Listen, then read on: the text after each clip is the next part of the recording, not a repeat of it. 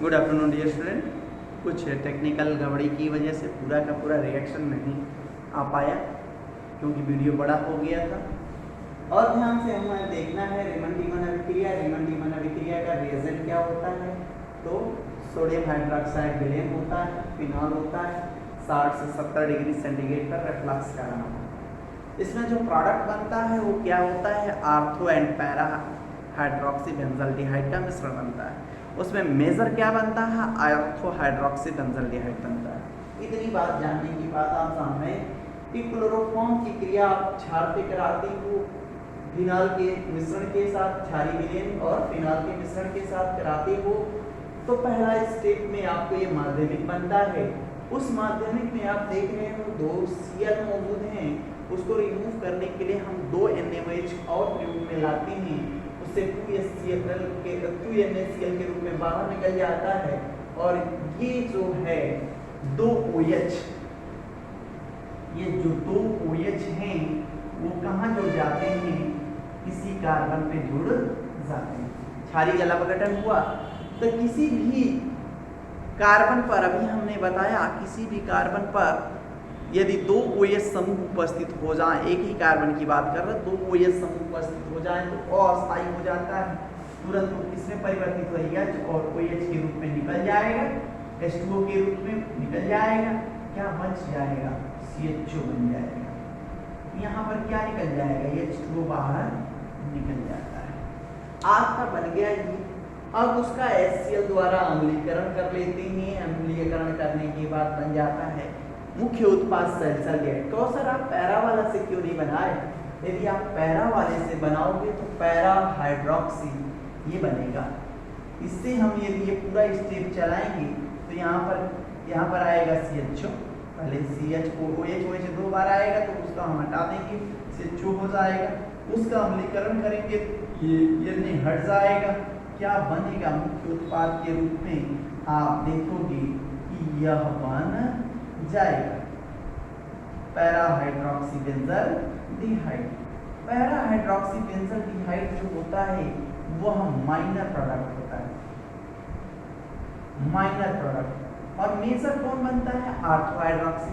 इसीलिए आप किताबों में जाके देखोगे तो केवल एक लाइन में ये रिएक्शन लिखा हुआ होगा कि क्लोरोफॉर्म को 4 NaOH और फिनॉल के साथ 60 से 70 डिग्री सेंटीग्रेड पर रिफ्लक्स कराने पर आप क्या बनाती हो? आपको एक इंटरमीडिएट बनता है। यह इंटरमीडिएट बनता है जिसका HCl द्वारा अम्लीयकरण कराने पर मुख्य उत्पाद क्या बन जाता है? आर्थो हाइड्रोक्सी बेंजल्डिहाइड बनता है और सम मात्रा में, कुछ मात्रा में पैरा हाइड्रोक्सी बेंजल्डिहाइड भी बन जाता है। लेकिन विथ मैकेनिज्म की बात करें तो ये पूरा स्टेप दिखलाना पड़ जाएगा। Clear that? बहुत ज़्यादा अच्छी रिएक्शंस है, एक ही जगह नहीं, 3 जगह पढ़नी है इसको। इस रिएक्शंस को 3 जगहों पर पढ़ना है, इसलिए ज़्यादा फोकस करिएगा। इस रिएक्शन का भी इंटरमीडिएट क्या होता है? कार्बीन होता है।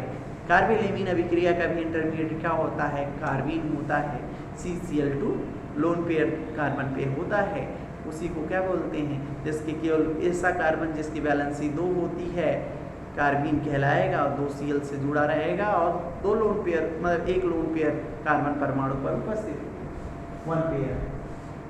आप रीमन डीमन अभिक्रिया के बारे में कह रहा है कि सर यहाँ पर आपने बताया क्लोरोफॉर्म की जगह कार्बन टेट्राक्लोराइड भी हो सकता है, तो 1 स्टेप मैकेनिज्म उसकी हम बताना चाहेंगे, 1 स्टेप रिएक्शन देखना चाहेंगे। तो क्या बताएंगे? ध्यान से 1 स्टेप रिएक्शन दिखाना चाहते हैं। क्या? यदि आपने CCl4 ले लिया, क्षार लिया, NaOH चाहे KOH हो जाए, और आपने फिनॉल लिया है, 60 से 70 डिग्री सेंटीग्रेड पर रिफ्लक्स कराएंगे। कितने पर? 60 से 70 डिग्री सेंटीग्रेड पर रिफ्लक्स कराएंगे। तो फर्स्ट स्टेप में क्या बनेगा? वो ये बनेगा,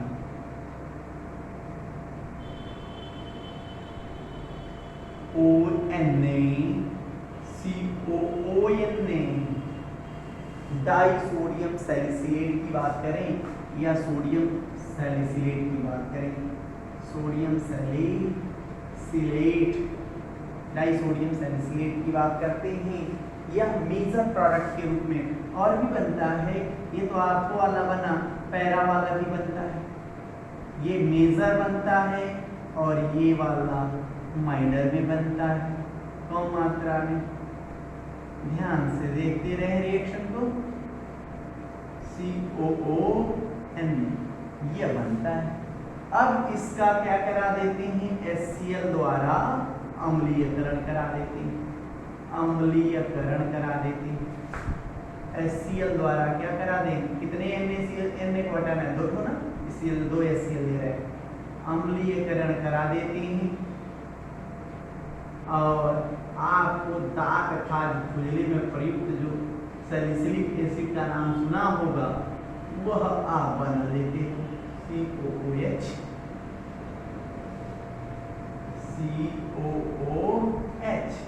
इसका नाम होता है सैलिसिलिक एसिड, या इसका साधारण IPC नाम क्या हो जाएगा, आर्थो हाइड्रोक्सी बेंजोइक एसिड। तो सर इससे क्या बनेगा, तो पैरा हाइड्रोक्सी बेंजोइक एसिड क्या बन जाएगा, para hydroxy benzoic acid, para hydroxy benzoic acid. यह आपको याद रखना होगा। कितना यहाँ लिया जाएगा, तो 6 मोल लिया जाता है, 6 मोल NaOH लिया जाता है, गर्म किया जाता है, सारा प्रोडक्ट बन जाता है। यह रिएक्शंस को याद रखेंगे। यह अभिक्रिया है, रीमन टीमन अभिक्रिया का ही उदाहरण है। इसके अतिरिक्त अन्य रिएक्शंस जो आपको क्लोरोफॉर्म में पढ़ने हैं, हम एक चार्ट देते हैं, उस चार्ट के आधार पर पढ़ेंगे।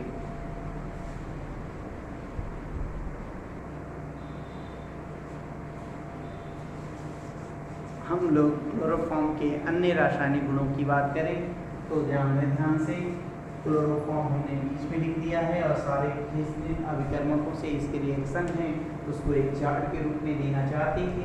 हमने कहा क्लोरोफॉर्म यदि सूर्य के प्रकाश या वायु की उपस्थिति में है, इससे वायु की उपस्थिति का मतलब ऑक्सीजन से क्रिया कर लेगा, तुरंत ऑक्सीकृत होकर सबसे जहरीली गैस फॉस्जीन गैस का निर्माण कर देगा। इसी का नाम होता है फॉस्जीन गैस, या इसी को अब क्या बोलते हैं, वो carbonyl chloride gas, chloride gas बहुत ही जहरीली होती है, सूंघने पर मृत्यु हो सकती है। कहता है कि सर जी क्लोरोफॉर्म का अम्लगित जिंक और सांद्र HCl द्वारा मतलब क्लेवेंसन चयन करा दिया जाए तो क्या बनेगा, तो आपको ये बताया गया है डाइक्लोरोमेथेन बनाने की विधि है। यह डाइक्लोरोमेथेन बन जाता है, HCl बाहर निकल जाता है। अभी हमने एक रिएक्शन बताया था, कार्बन टेट्राक्लोराइड का आप चयन कराते हो तो क्या बनता है, क्लोरोफॉर्म बनता है। तो क्लोरोफॉर्म का आप चयन करा दोगे आयरन और जलवाष्प से, फिर क्या बन जाएगा, डाइक्लोरोमेथेन बन जाएगा। फिर उसका आप चयन करा दोगे तो क्या बन जाएगा, मेथेन बन जाएगा। अर्थात आयरन और जलवाष्प से यदि आप चयन क्लोरोफॉर्म का करा देते हैं तो हमें मेथेन बन जाता है। बात करता है सबसे इम्पोर्टेंट रिएक्शंस आप चल रहे हैं उनकी, कि क्या होता है जब क्लोरोफॉर्म को अल्कोहलिक KOH, इस रिएक्शंस को हम यहाँ पर अलग से दर्शा दें तो ध्यान दीजिएगा, को अल्कोहलिक KOH के 4 मोल ले लिया हमने, के साथ गर्म कर देने पर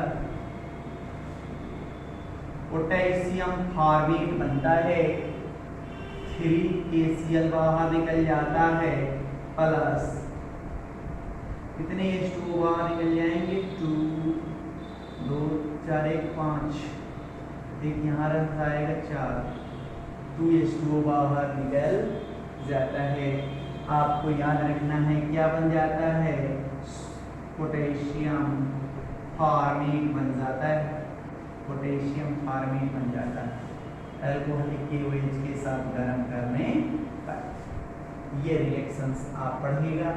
बात करता है क्या होता है जब क्लोरोफॉर्म को सिल्वर चूर्ण के साथ गर्म करते हैं।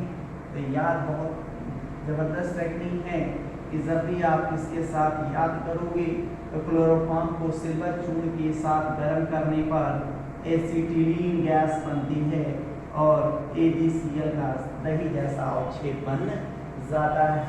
बात करता है कि क्लोरोफॉर्म की क्रिया यदि आप नाइट्रिक अम्ल से कराते हो तो क्या होता है, कहता है CCl3NO2 और साथ ही साथ क्या बन जाएगा, CCl3NO2 को ही क्या बोलते हैं, नाइट्रो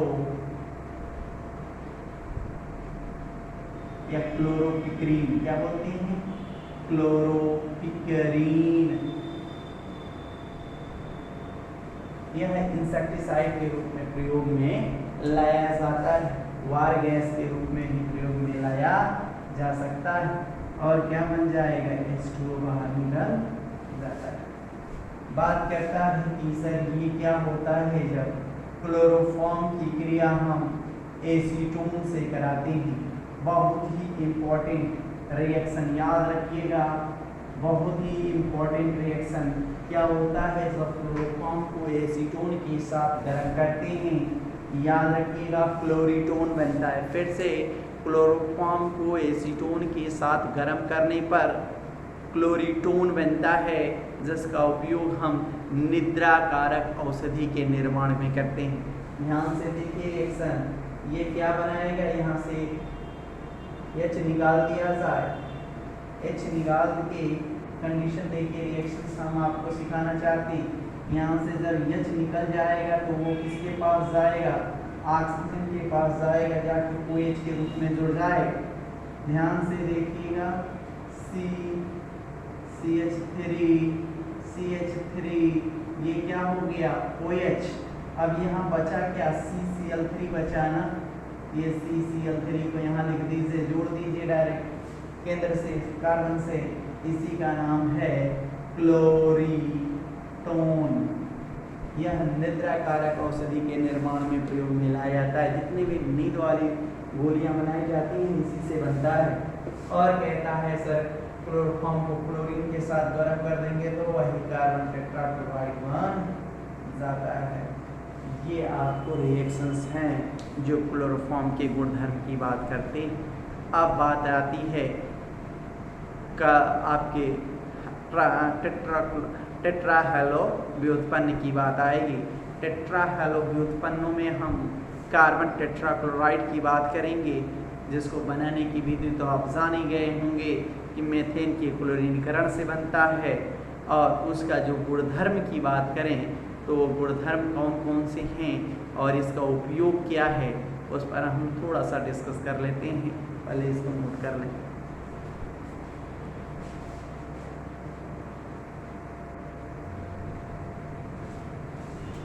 डियर स्टूडेंट, एक और टॉपिक है, बहुत अहम टॉपिक है, जिससे बहुत सारे क्वेश्चंस कंपटीशंस के भी पूछे जाते हैं कि क्लोरोफॉर्म की शुद्धता का परीक्षण किन किन अभिकर्मकों से करते हैं।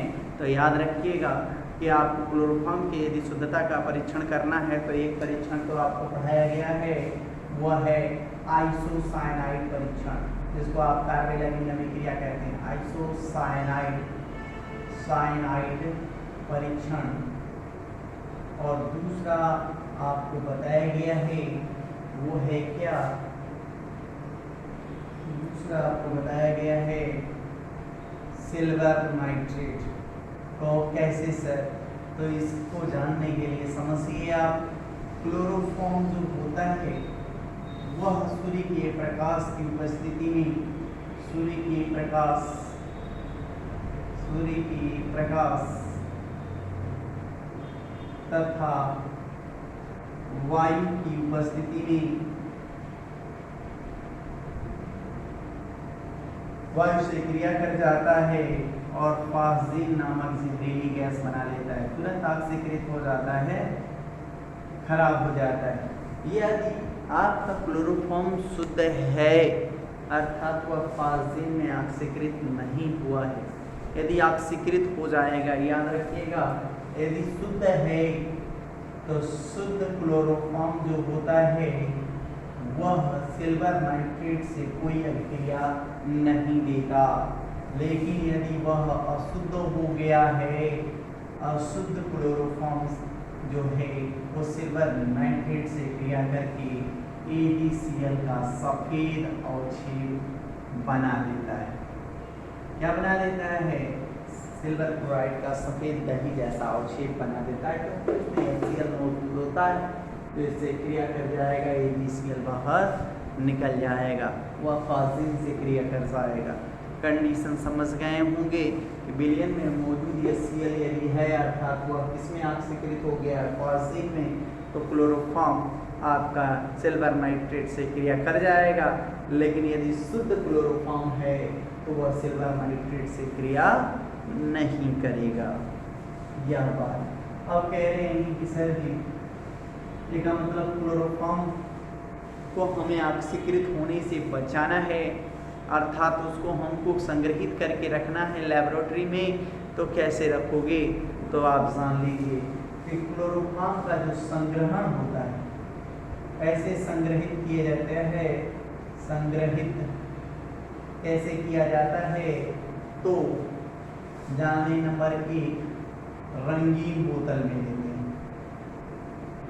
रंगीन बोतल में, रंगीन बोतल में ले लेंगे तो प्रकाश उसमें प्रवेश नहीं करेगा। नंबर 2, उसको एकदम सिरे तक भर दें,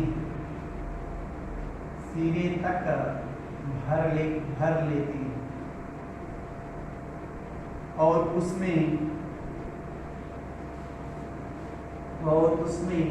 1 से 2% एथिल अल्कोहल मिला लेते हैं। एथिल अल्कोहल क्या करता है? मंदक का कार्य करता है, मतलब निगेटिव कैटलिस्ट का कार्य करता है, संदमक का कार्य करता है। संदमक इसको बोलते हैं, अच्छे से ध्यान दें। संदमक, इनहिबिटर,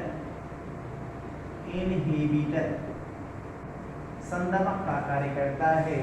यह संदमक का कार्य करने की वजह से जब आप क्लोरोफॉर्म को रंगीन बोतल में लेते हैं और एक सिरे तक भरकर उसमें 1 से 2% मतलब वॉल्यूम के हिसाब से, भार के हिसाब से 1 से 2% एथिल अल्कोहल मिलाकर टाइट पैक कर देते हैं तो वह क्लोरोफॉर्म ऑक्सीकृत नहीं होता। पहले का आपका एथिल अल्कोहल ऑक्सीकृत होगा, तब जाके क्लोरोफॉर्म ऑक्सीकृत होगा। इस तरह क्लोरोफॉर्म के जो ऑक्सीकरण की दर होती है वो मंद हो जाती है। तो आपको कहा जाए कि क्लोरोफॉर्म का संग्रहण किसमें किया जाता है? तो रंगीन बोतल में किया जाता है। और उसको ऑक्सीकृत होने से बचाने के लिए उसमें क्या मिलाया जाता है? तो 1 से 2% एथिल अल्कोहल मिलाया जाता है और एकदम एक सिरे तक भर के रखा जाता है। उसमें खाली स्थान नहीं रखा जाता ताकि वायु रहे नहीं, वायु नहीं रहेगा तो ऑक्सीकृत नहीं होगा। समझ गए होंगे कि क्लोरोफॉर्म का संग्रहण कैसे किया जाता है। एथिल अल्कोहल क्या करेगा? इस रिएक्शन की दर को घटा देगा। जो कभी कोई पदार्थ या उत्प्रेरक रिएक्शन की दर को घटाता है, अभिक्रिया की दर को घटाता है, उसे संदमक कहते हैं, निगेटिव कैटलिस्ट कहते हैं। बात करते हैं CCl4 बनाने की। CCl4 carbon tetrachloride, carbon tetrachloride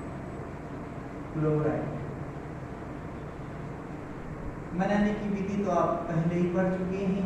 chloroform chlorine के साथ क्रिया करेगा। यह नाइट्रोजन से क्या हो? तनकृत हो, क्यूप्रिक क्लोराइड प्रेरक में हो। तो पहले ये बनेगा, फिर क्या बनेगा? ये बनेगा, फिर क्या बनेगा? आपका क्लोरोफॉर्म बनेगा और अंत में क्या बन जाएगा? कार्बन टेट्राक्लोराइड बन जाता है। ये तो एक मीथेन के क्लोरीकरण से बन जाता है। दूसरा आपको पढ़ा जाएगा कार्बन डाइसल्फाइड, नाम है कार्बन डाइसल्फाइड की क्रिया आप किससे करा दीजिए? क्लोरीन से करा दीजिए। इसकी उपस्थिति में निर्जल AlCl3 की उपस्थिति में तो रिएक्शन कर जाएगा और क्या बना देगा, CCl4 बना देगा और H2Cl2, जिसको आप सल्फर मोनोक्लोराइड या डाइक्लोराइड कहते हैं या सल्फर मोनोक्लोराइड कहते हैं। यह जो CCl4 होता है, इसका गुणधर्मों की बात करें तो जान लें एक चीज़ कि जो कार्बन टेट्राक्लोराइड होता है, इसकी जो वाष्प होती है वायु से भारी होती है और साथ ही साथ एक धुंध बन जाता है। जहाँ पर भी इसका स्प्रे किया जाता है वहाँ एक धुंध बन जाता है, वायु अवरुद्ध हो जाता है। इसीलिए इसका उपयोग हम लोग अधिकतर अग्निशामक यंत्रों में आग बुझाने के रूप में किया जाता है। बात करेंगे उस पर भी, लेकिन अभी इसके गुणधर्मों की बात करें तो अभी हमने आपको बताया यदि हम कार्बन टेट्राक्लोराइड का अपचयन कराएं जिंक और छांद्र HCl द्वारा, तो यह किसमें बदल जाता है, क्लोरोफॉर्म में बदल जाता है। यदि हम कार्बन टेट्राक्लोराइड का अपचयन किससे कराएं, आयरन और जलवाष्प से कराएं, तो सीधे किसमें बदल जाता है, मीथेन में बदल जाता है। तो बात है कई स्टेप में जाएगा, TTH लग जाएंगे, कितने स्टेप चलेंगे तब जाके हमको मीथेन बनेगा। पहले क्या बनेगा, क्लोरोफॉर्म बनेगा, फिर क्या बनेगा, डाइक्लोरोमीथेन बनेगा, इसके बाद आपका मीथेन बनेगा। तो ये सारे इनके गुणधर्म हो गए। बात करते हैं इसका उपयोग, इसके उपयोग तो जान लें दो उपयोग, एक अग्निशामक यंत्र में,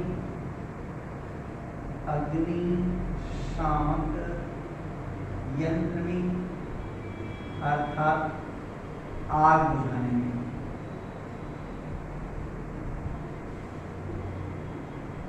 इसको पायरीन भी कहते हैं। क्या कहते हैं, पायरीन भी कहते हैं।